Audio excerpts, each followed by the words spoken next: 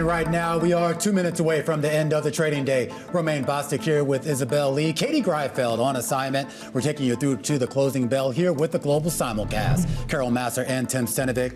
Well, they pop up there on the screen and on your eardrums. Welcome to our audiences across all of our Bloomberg platforms, television, radio, and our partnership with YouTube here. Carol Massar on this Monday afternoon. Modest gains for U.S. equity markets. And welcome back to you. We definitely missed you. You missed a lot. There was a lot going on. Having said that, what's interesting coming off Was that there really a lot going on? It seems like a lot of the same. Well, maybe, but we were bouncing around a little bit. And I hear where you're coming from. I mean, has anything really changed in a week? Maybe, perhaps not, except that this war is going on even longer. And I kind of feel like coming off that 80-minute press conference, there was a feeling perhaps in markets that maybe investors weren't buying anything too much and figure that this could go on for a little bit longer. Did you listen for the entire 80 minutes? Not all, but a lot. Yeah, we did. We listened to most of it. Wow. Yeah. We had to. It went into our show. Yeah, we kind of need to be ready for it. Okay. All right. Yeah, look, the big question is what happens tomorrow, 8 p.m., and does the president follow through with the latest threat? 8 p.m. Is it 8 p.m. or midnight? I'm so confused. 8 p.m. is the deadline. Yeah, then, at midnight, then the...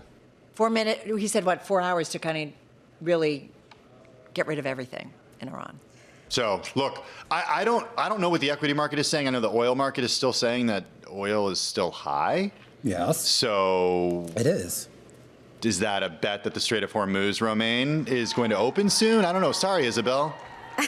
Well, it gets to the idea, too. I mean, we talk about, at least here, in the interest of serving the financial markets, the idea of when this actually does, if at all, have a material impact on corporate bottom lines on the eve, of course, of earnings season, and still waiting any sort of economic data that would even sort of reinforce the idea of sustained inflation and, more importantly, any sort of sustained drop in economic activity. At least for today, we're not getting that. The Dow Jones Industrial Average closing higher by about 165 points or 0.4%. Similar gains across the board on a percentage basis, with the S&P 500 adding 0.5%, the NASDAQ Composite adding 0.5%, and the Russell 2000 up on the day by about 11 points or 0.4%. All right, so some moves there to the upside. Let's go back to the S&P 500, the big caps.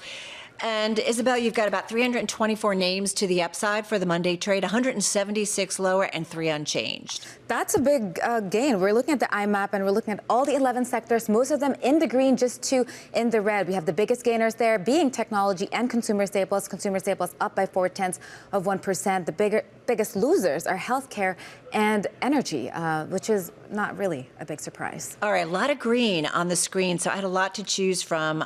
So let's go to it. Seagate Technology up about 5.6% in today's session. Western Digital also higher, up about 3%. I bring them 2 names up. They were outperformers in both of the major equity averages. Morgan Stanley raising its price target on Seagate, the computer hardware and storage company, to $582 a share from $468. The firm also named Seagate its top pick, seeing long-term tailwinds related to AI. The analyst there citing signs of sustained hyperscaler demand strength, elongating customer visibility, firmer pricing into 2027, and an overall improving HDD end market due to AI-related demand. They put overweight ratings on both Seagate and Western. Morgan recommending adding aggressively to them in periods of market-related volatility.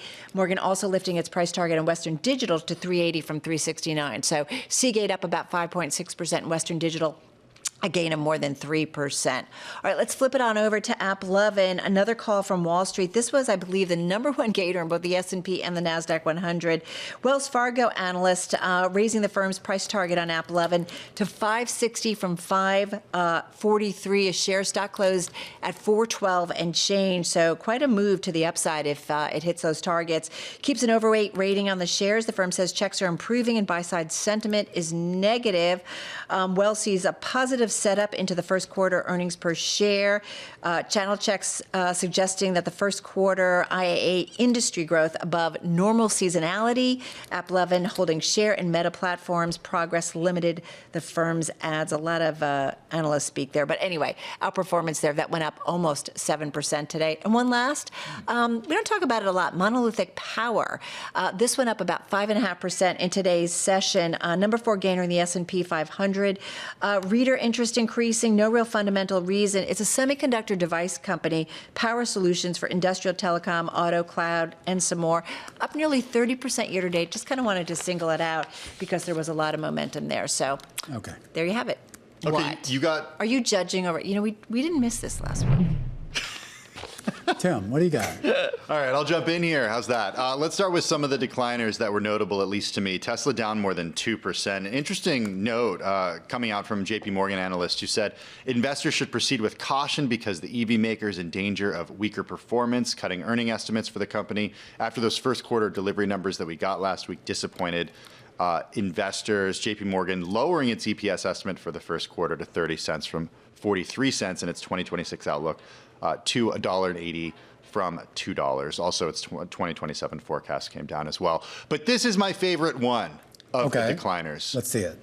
This is for Isabel. Uh-oh. Invesco. Look at this. IVZ. Okay. That was big news, written by Katie Greifeld. This is huge news, down 5% today. The company is going after the NASDAQ 100, the Qs. The iShares NASDAQ 100 ETF, it would trade under the ticker IQQ. If it does launch, it would become one of just a handful of US-listed ETFs to solely track the NASDAQ 100. It would be the first one to not be managed by Invesco. Isabel, why did this take so long? Like, why isn't there more competition for QQQ? I think Invesco had the license for the longest time, and now I think maybe they trust BlackRock and they said, sure, you can do it. But I think the big story here is Invesco said they're creating a foundational ETF ecosystem that does not happen overnight. And there is only one QQQ. That's what Invesco said. And again, it's written by Katie Greifeld. I thought it was a really sassy and good response. Wait, she's not working, but she's... I guess she's working. Working. She's on assignment. What? Shares for Invesco shares down more than 5%. Finally, watching what happened with shares of Oracle today, some personnel changes at the company. Hillary Maxson will be its CFO. It'll help navigate, she'll help navigate massive data center development plans and an accompanying cash crunch. Oracle pouring tens of billions of dollars into building AI infrastructure. That's required unprecedented financial maneuvering. It's projected to result in the company being free cash flow negative all the way to 2030. Shares were down much of the day, then went into the grain ever so slightly, but still finishing the day down 0.6%. All right, let's check in on yields and, well, try to stay awake here. Not a whole lot going on. We should point out this is still effectively a holiday for a lot of folks here. We saw that reflected in the low volume in the equity market, even lower volume in the debt markets right now. A bit of stasis there. You can read it on your screen. Carol. Oh, wow. Okay. Yeah, I got it. It is pretty quiet. Here's an interesting story. In order to live in New York City, families need over $125,000 in income to live in any borough. So we're talking about six-figure incomes to live without government assistance. It's interesting to put those two together. In all 5 boroughs of New York City, there's 2 new reports that are out. One is from the city, and then another one, it's just kind of, I don't know. They're basically just saying you need a lot of money to live here. So kind of interesting. Yeah. So, I mean, families with children, you mentioned $159,197 to cover the cost of living here. I don't need to tell everybody about the cost of childcare. 46% of households are not earning enough to survive without financial assistance. 62% of residents were experiencing economic insecurity in 2022. So, look, Zoran Mamdani, he was elected mayor of the city on a promise of making it more affordable. He certainly has his work cut out for him. All right, we got to wrap this up soon, but I do want to end on a little bit of a brighter note and a higher note. Everyone's focused on, whatever's going on in the Middle East, affordability here in the U.S. and in New York. But there actually is something that we can rally around, and that's this mission, this Artemis 2 mission. Around the moon, we should say, not necessarily to the moon. And earlier today, we officially got word here that this is now the first time, or I guess the longest, manned space flight that we have ever taken. It has now surpassed Apollo 13, which had traveled a total of roughly about 250,000 miles or 400,000 kilometers from Earth. We have now surpassed that. And of course, a little bit later, in just about, maybe about 3 or 4 hours Eastern time, we are actually going to get the closest to the moon since basically we set foot on it back, 50 years ago. They're talking about naming the 2 craters. The first suggestion was Integrity, and the second was Carol, after the mission commander's late wife. That's pretty sweet. No, it's actually I want after that too. me. Actually after me. Did you not hear it? That is true. It's Carol, yeah. Listen, I kind of love this. Everyone loves it. Is there a reason why they didn't have a press conference about this at the White House today? Because there were eggs to roll? Should I just leave it there? Yeah, just Yeah, it's kind of one of those days. Anyway, we wish everybody up in space well, and we'll be monitoring them. And of course, later on around 7 p.m. Eastern, we'll be also focused on them again.